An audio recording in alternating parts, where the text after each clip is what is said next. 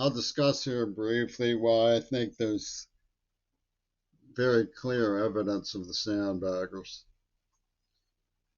Um, the idea the media spits in my face, that there's something accreditable about Penis Gabriel's alliance with an Attica State prison psychiatrist infiltrating Pittsburgh to molest a little boy is outlandish. He will never ennoblize what he has done. And they refuse to stop perpetuating the idea that he can, which is just ridiculous. It's just ridiculous. The only thing that they have to argue is that I don't like to fight. And for that, they attack a little boy blindside with armed, full grown men. And Clint Eastwood, like a cowardly little woman, thinks that's a duel because Creary doesn't want to be executed with his hands tied behind his back, which is what they're spinning is legit. And they want accreditation for it. So the monumental ridiculousness of it, the whole shindig of writing a script with the girls' names who used me after I was battered senseless and made compliant while they made films, talk among themselves, and called it Pittsburgh Public School Administration. It's just ridiculous. It will never be ennobled or accredited. But Hall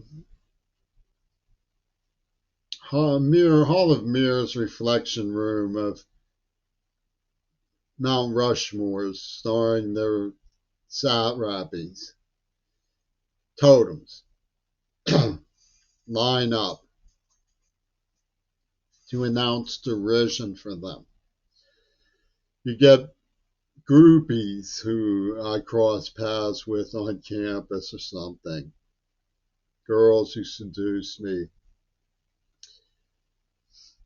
And all of them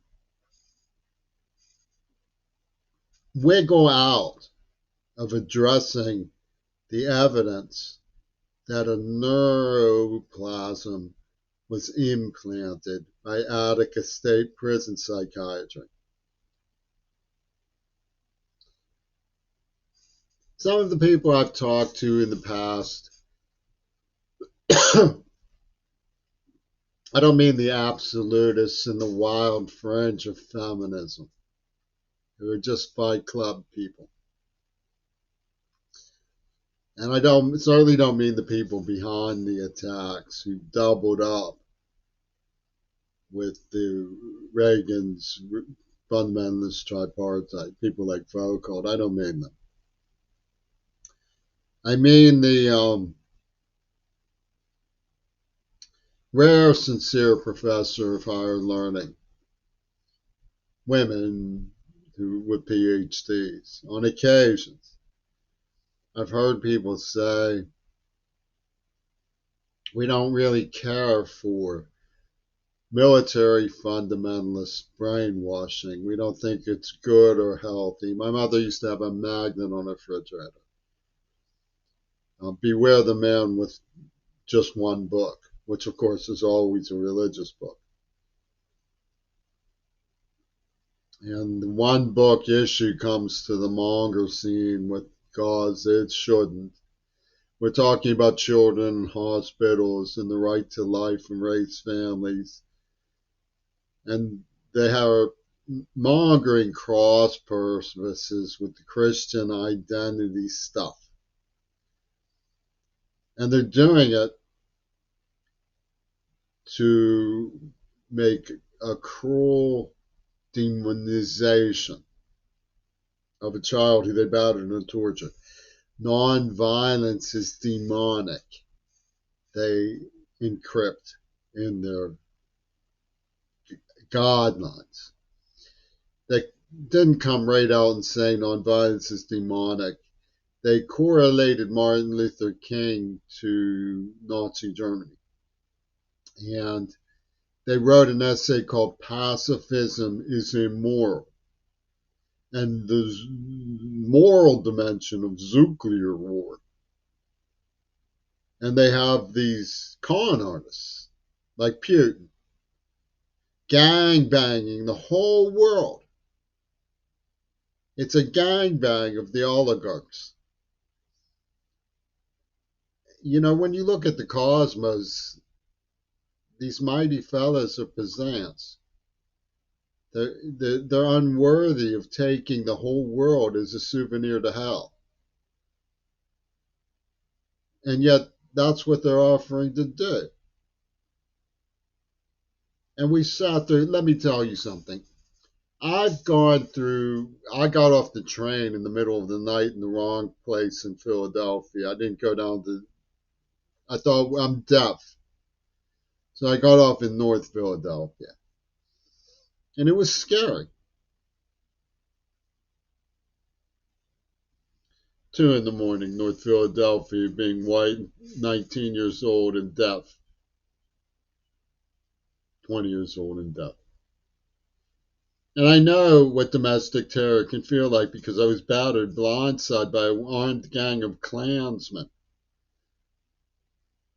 You know, the NAACP absolutely hates this story because they see it as reversing the dominant paradigm. You know, the symbolism gets out of whack, man. But two junior high school kids saved me from a severe beating by Klansmen I know to have been armed. But most of the people, you know, when I say I was battered, if I don't identify them as Italian neighborhood kids, that people assume, oh, no, don't tell me it was black. But I know what domestic terror is. I've occasionally been shaken down by a wild black dude, but they are not really the problem. So I know I've heard about shootings like where I live. Girls get shot, guys get shot, homeless people get shot.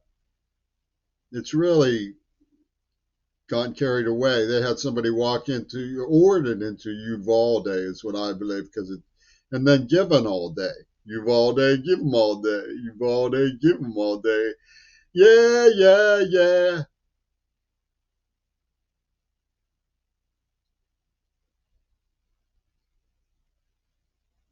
So that they could pull this pornographic Vegas implosion and call themselves moral boys when it's just Nazism.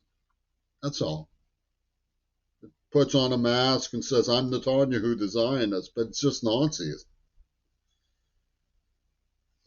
And the fad of avoiding that fact is in media.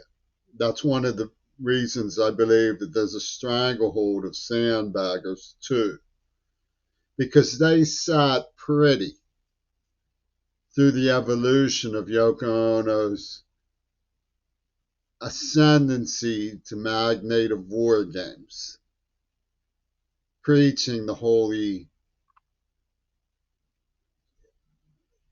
Star Trek bridge computer, lavender, and so on, making decisions about who can be provided for in the coming age of climate destruction and so on, things that they're doing. And consciousness can stop, but consciousness is ruled out. They have a yammering ninny circuit that violates any sensibility of intelligent discussion about anything. And they do not address any of the issues. You can be as honest as you want. You can put it on paper and present evidence. No, we will not discuss that. The university is closed to discussion about that.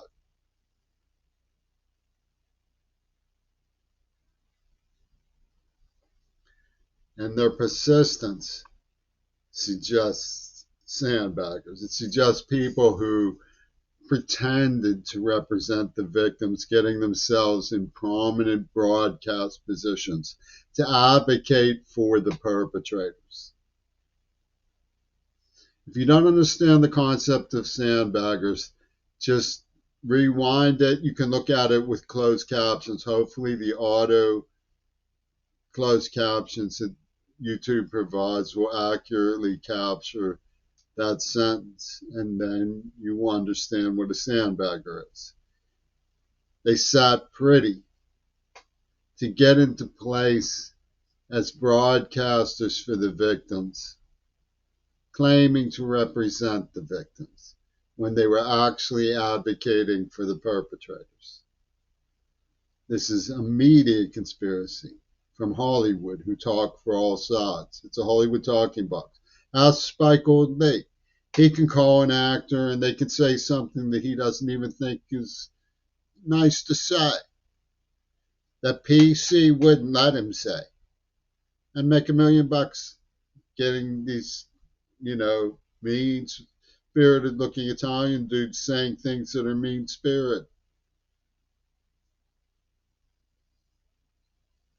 How hard do you think it is for Spike Lee to come up with a broadcaster who's like a pinhead from the Midwest on Race and Reason TV if he wanted to depict one? How hard would he call up an actor and say, hey, get over here, I'll give you the lines and you broadcast them and I'll film it?